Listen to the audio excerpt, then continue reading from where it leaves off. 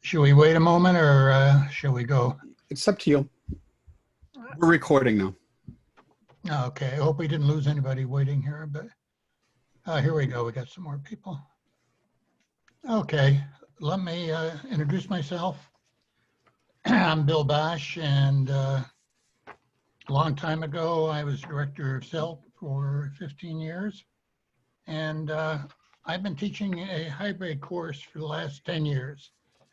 As we start in here, I'd like to reflect back on the time I was asked back by the chair to come teach a course that I had designed. And I found out there was 50 students in the course. And this video gives you a little bit of the idea of what it was like when I came back to teach 50 students. Is the title of courtesy. I will send back to you, Mr. Share the screen. As the circumstances allow. Oh, okay. Welcome to Music Appreciation, I thought I did. Class in which we will be studying the history of music. Who would like to give me a definition of what music is? Any music. What do you think? Music. What do they think that music is in general? What do they think? Anybody? Nobody? Okay, let's go to the text, and we turn to page 4, and we read that music is sound in melodic or harmonic combinations, whether produced by voice or instrument. Now, questions? Anybody at all? No? Good. All right. Okay, that's sort of what it felt like when I was coming back in after teach a course with a large base. A little definition of hybrid courses. Notice that I am not going to read the thing to you, but notice that the contact time is success using both on-site and online portion, and they should read the total amount of instruction time, even if you're delivering online or offline. Why teach a hybrid format? Well, as I said, I have the course I currently been teaching in hybrid the last 8 to 10 years. I was asked to develop a computer science course for education students, and the chair asked me to come back, and I found out there were 50 students in the lecture hall. This is in teaching students that included kindergarten through 12th grade teachers. And the skills vary greatly, you know, among the people I was dealing with. So, you know, if I was standing up in front of the crowd there, waving my hands around, I felt I was not very effective for me or the students. So both myself and the students were quite frustrated at that time. So what I did was divided the class in half and moved to a Tuesday, Thursday schedule. But by the way, as we're going along, please interrupt me with questions. That way I don't have to look over for the chat. So please just speak right up. Half the class and would be in a computer lab one day, and the other half would work online.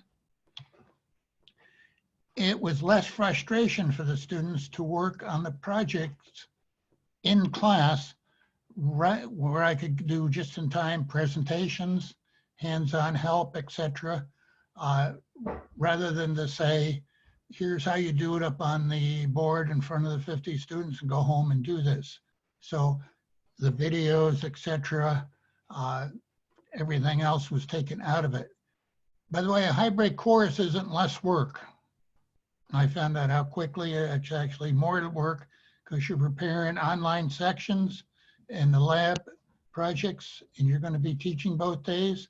Even though in the past, when we first started with the hybrid, there was some, how should I say it, some faculty sort of looked at it as I can come in once a week type of thing.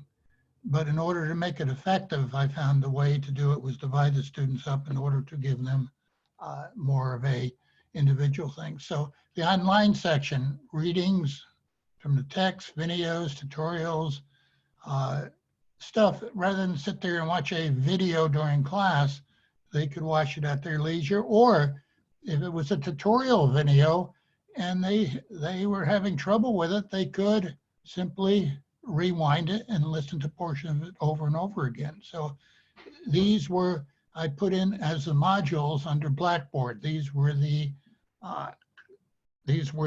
out of class type of things we did. I also had them hand in something every week.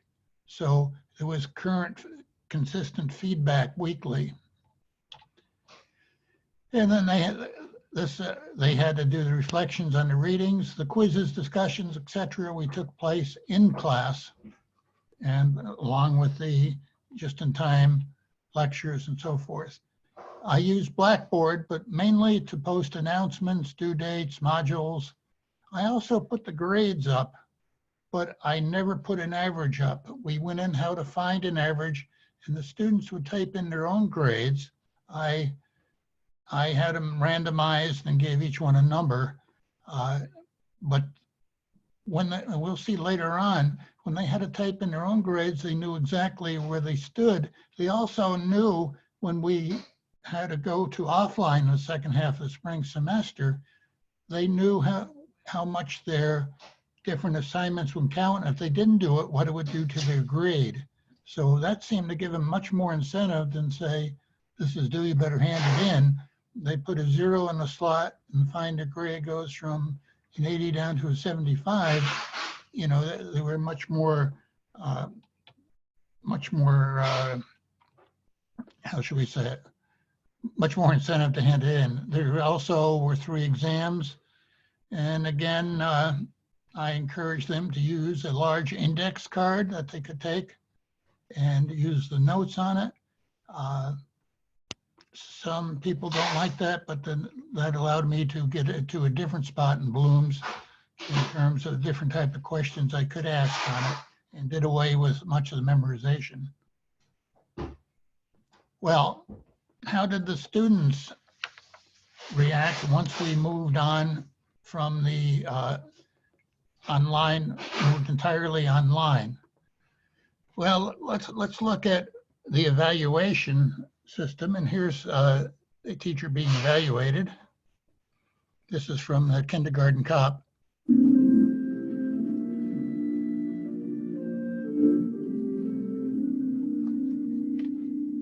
What's that supposed to mean? Mrs. Hadley's a lot better than you.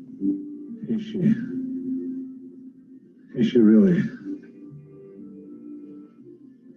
My mom's a teacher in the school.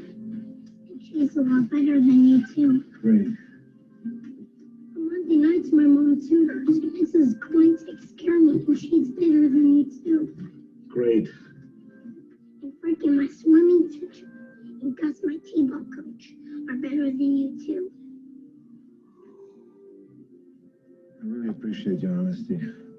You happen to know someone that is not better than me? I don't know that many people. Okay, moving on from the evaluation. What would be the benefit of teaching a hybrid course in the fall? For one thing, you only have half the class. So social distancing is going to be a big item as far as I can tell from everything I've been hearing, if we have live classes in the fall.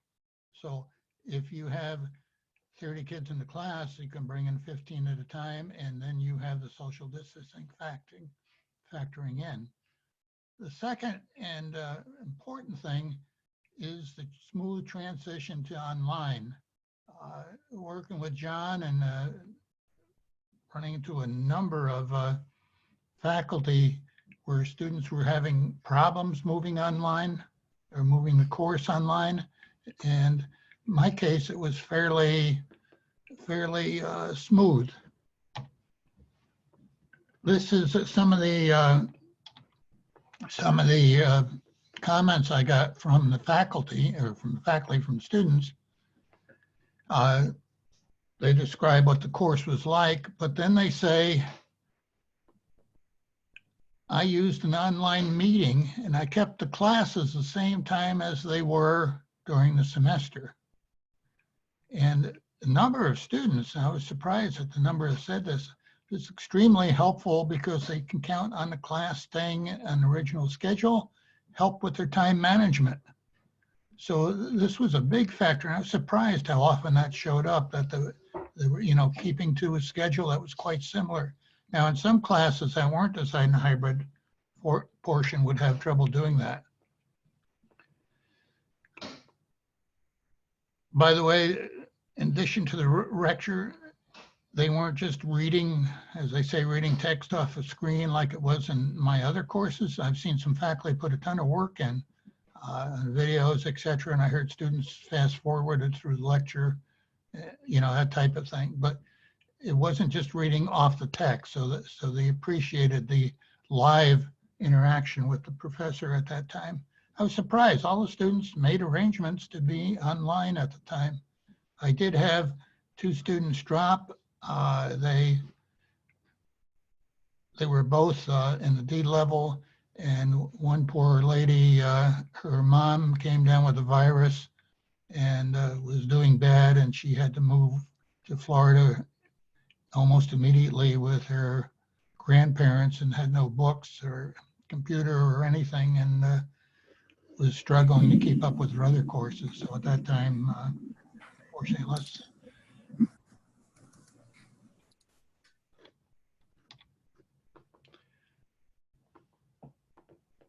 again, this student felt it wasn't much of an issue because they were already looking online in form of modules. Again, they liked going to one spot. In this case, it was a Blackboard for announcements and modules. They didn't have to sort through the emails, etc. They knew where to look for the assignments, what was coming up, the schedules. Everything was right in one spot. If we're going to Zoom in the fall, which I understand we may be doing that entirely instead of Blackboard, you know, you may want to put a web page along with it or some place where you can deposit materials for the students to go to rather than send them emails, because students said they were getting tons of emails and losing stuff, etc. So having stuff in one spot was quite important. I went to twice a week meetings on Rhine instead of once a week. What I did, instead of an hour and a half, I cut the time in half because the students seem much more involved if I could cut it to 45 minutes instead of an hour and a half. So the project made the same, but they were happy to go twice a week as long as I cut the time down on the length of the course. What that did was that left time at the end of course to answer individual questions, to go over some material again, etc. It cut down greatly on the number of email questions and other times I had to interact with the students. So again, we're quite happy about that. Again, the student's introduction there. I find this important. Meeting via Zoom twice a week at the normal time gave them some stability, and they really liked the interactive class and live sessions and ability to ask questions. By the way, please interrupt me if you have questions on any of this. If you send me a note, I have it covered up here with the PowerPoint. Okay. What is it? I wait 30 seconds. What's that rule? Here, if there's any questions. Okay. Some observations from the spring. All the students completed all their major projects and handed them in on time. My last exam, which I created during... I have a question, Bill. Sure. Is that supposed to be you in that graphic there? No, I found it online using the Bing search, but it very well could be. It looks a little younger than I do, but but thank you. The exam average was 2% of the previous average in the exam I created in forms. I created 2 sections in forms. One section was the directions and a spot for them to type in their name saying that they were only going to use their book and notes for the exam. And I didn't, when I corrected the exam, I was surprised that I didn't have any great variations from what the students' averages were, what you would expect. There was nobody in the D range doing A+ work or anything like that. So the average was very close to what it was.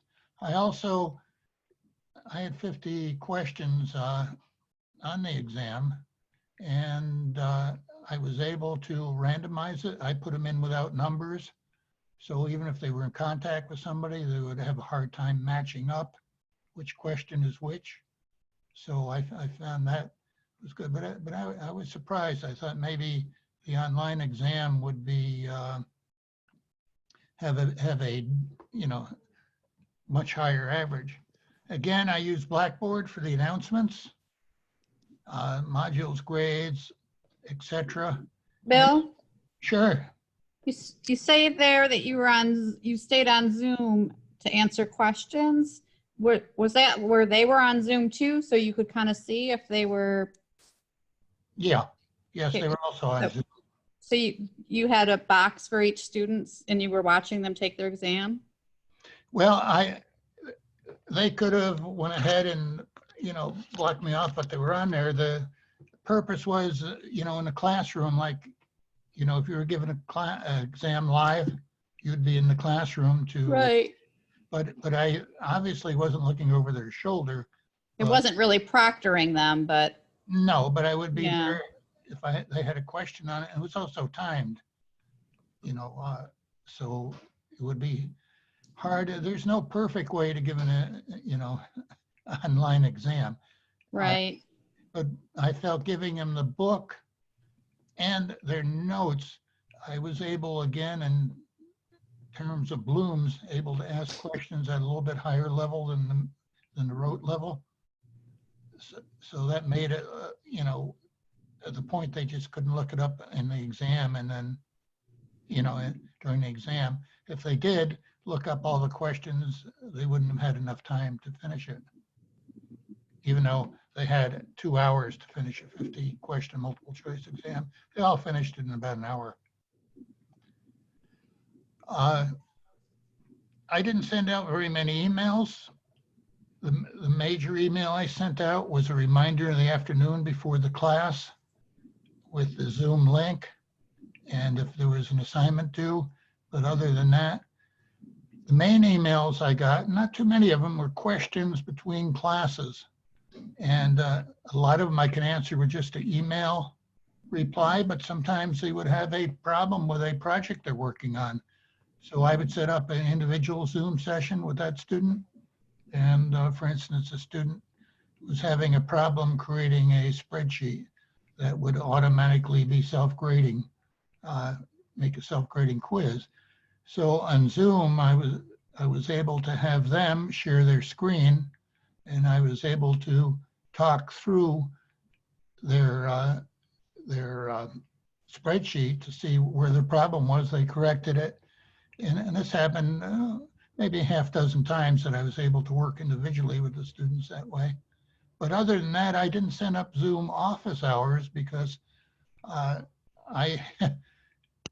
working with John and Selt again, there was an awful lot of people set up office hours and just sat there. And they were luckily, if they get one student, sometimes that would log on to that. So there were not that many people that actually were looking for help on there. And there's a number of resources. There's a Selt one on flipping classroom. There's another one on hybrid course design.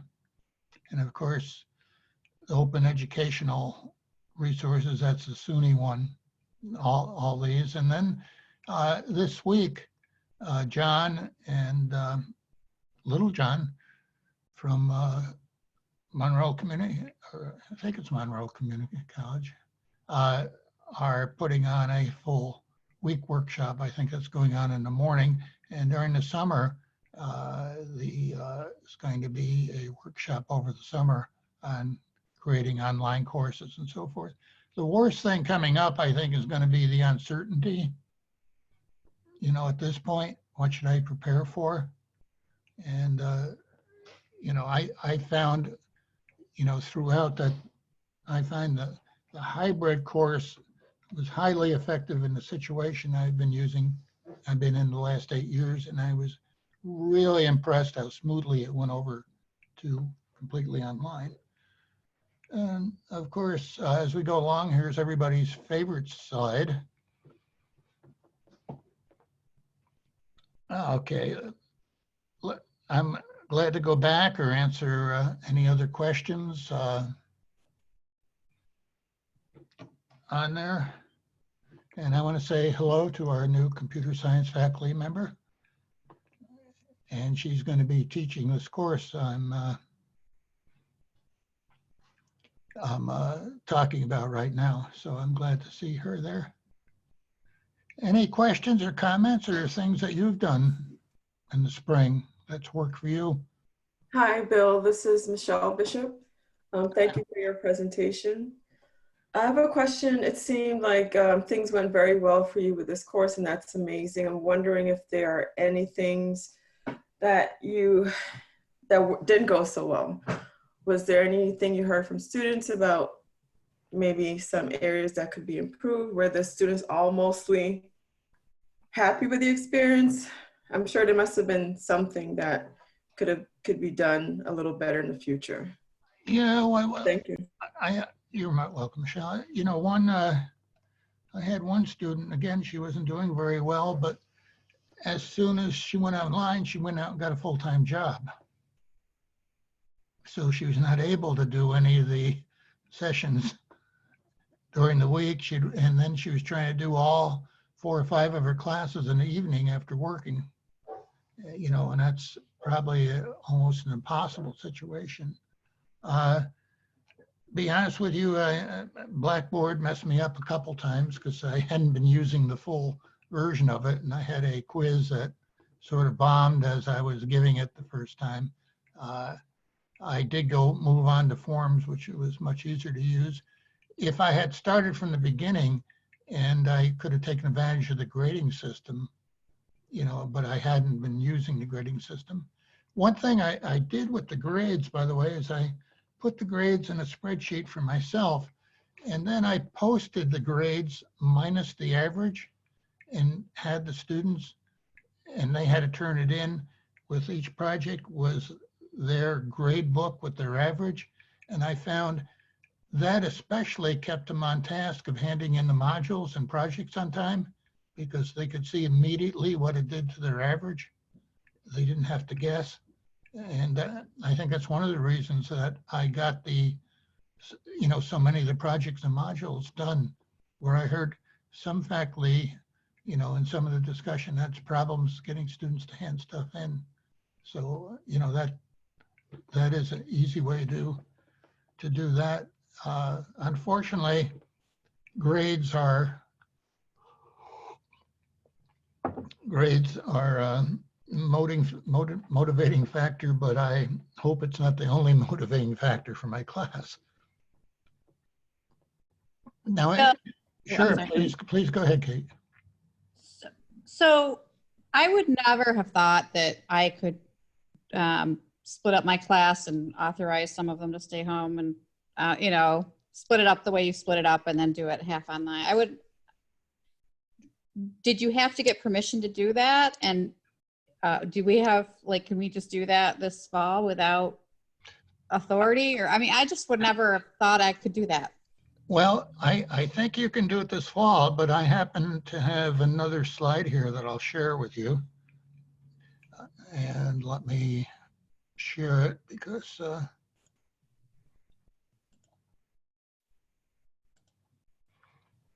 this was the policy And I'm sure they're probably going to waive this somehow, but this was a policy that they had to go through up until the last year or so in order to teach a hybrid course. And again, one of the problems was some of the people teaching a hybrid course were using it to get an extra day off, to be blunt about it. You know, and actually, if you do it correctly and split the class up, it's actually more work. But I would imagine if you talk to your chair, you know, in preparing this way, I know Doug Lee told me a lot of the people were in our department are looking at hybrid or some form of hybrid for the fall semester. So I don't know what they're going to put in, you know, in place for it, but I doubt if you're going to have to go through this policy that was in place. Good question. Okay. Sure. Thank you. You're welcome. Anybody else? Yes. Hey, following up on Kat's questions, how did you select like the students who gonna be online and who take the face-to-face class? So there are two groups of people, right? Students in a class. How would you decide? How would you select them? Well, I was very scientific about it. I simply drew a line through the middle of the attendance sheet and divided the class in half. I know some people in that situation may say, I want all the math majors in this section, the English majors and so forth.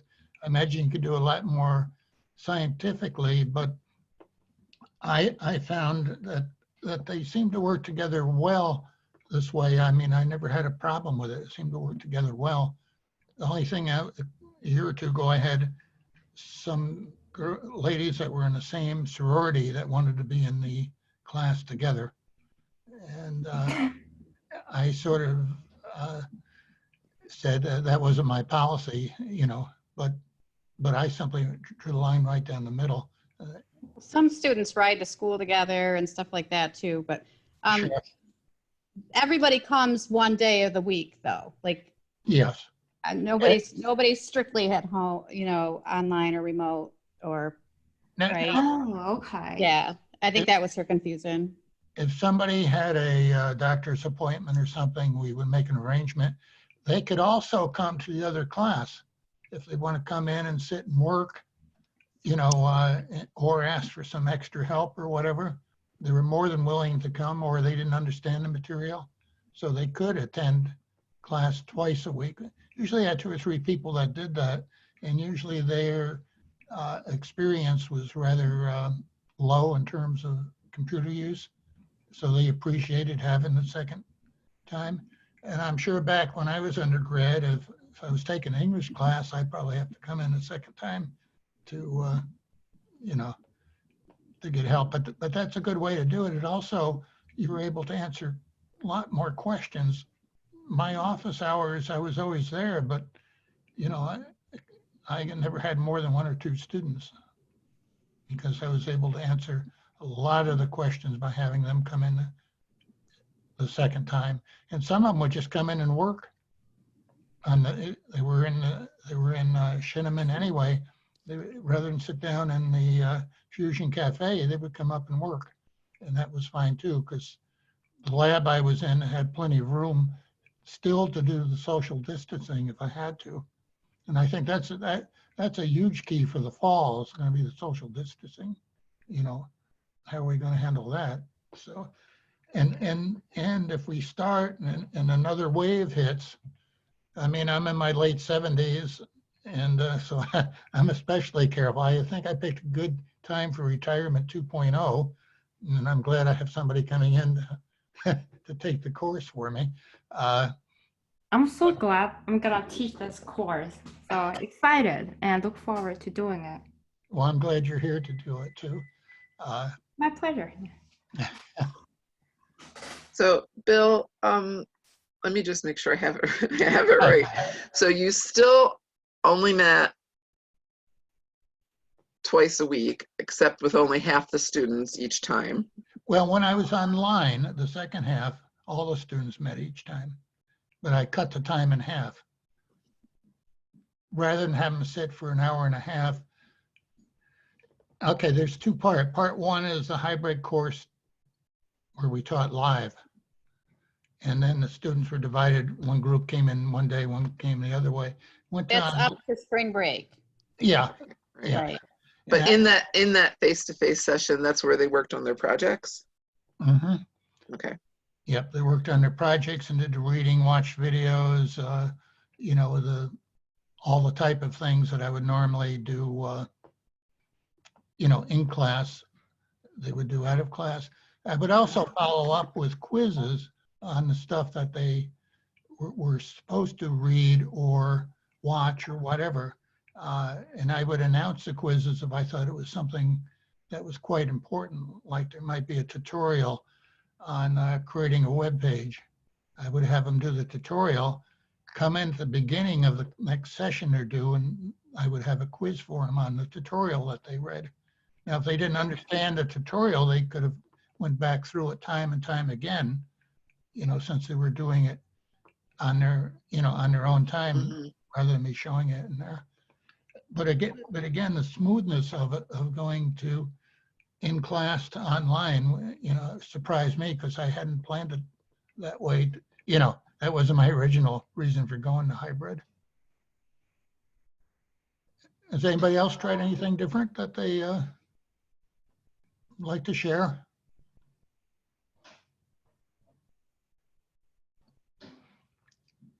Well, I wish everybody good luck in the fall. I mean, I have to clean my office out, but I'm probably going in on the weekend and not to run into too many people.